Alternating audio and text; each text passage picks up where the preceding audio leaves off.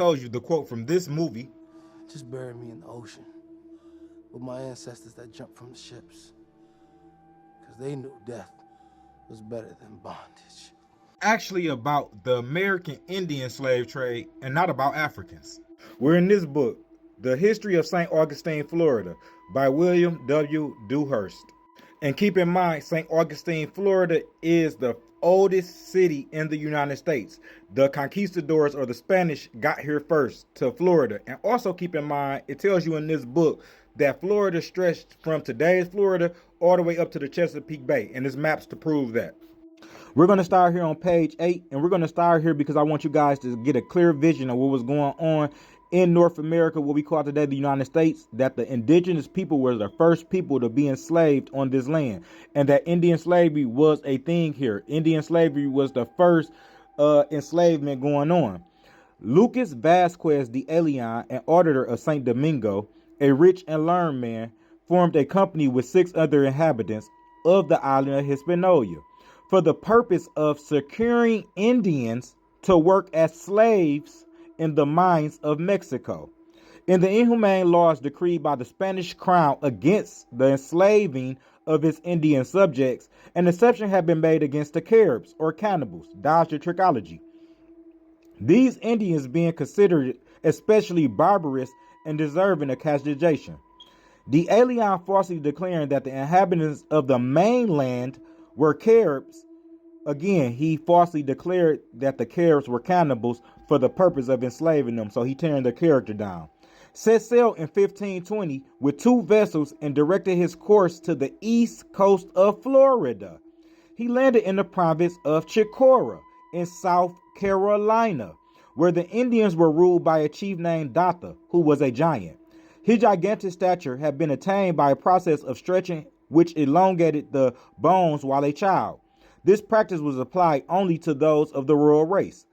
The simple Floridians at first fled from the vessels at their pale-faced occupants.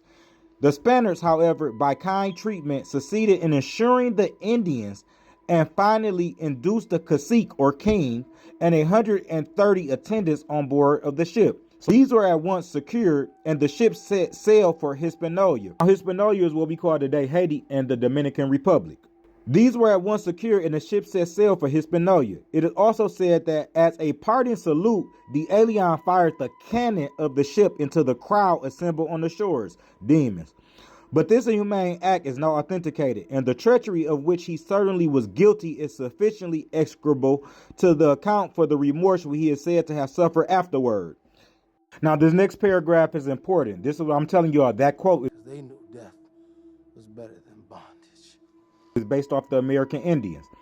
One vessel was lost on the voyage, and the cargo of the other was sold upon the arrival at St. Domingo. So they did sold some of the Indians from South Carolina in St. Domingo or Hispaniola, what we call today the now Dominican Republic and Haiti.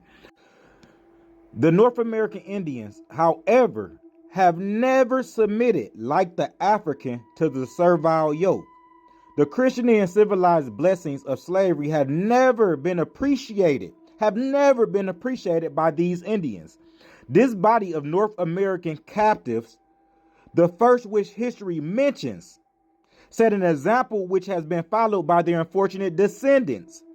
No promises nor hopes could influence these to forget their heritage of freedom. No promises nor hopes could influence these to forget their heritage of freedom. Refusing all sustenance, borne down by sorrow and homesickness to a man, they chose death rather than slavery. Again, refusing all sustenance, borne down by sorrow and homesickness to a man, they chose death rather than slavery. This quote, just bury me in the ocean with my ancestors that jumped from the ships, because they knew death was better than bondage. It's talking about the American Indians. It's big time Mary.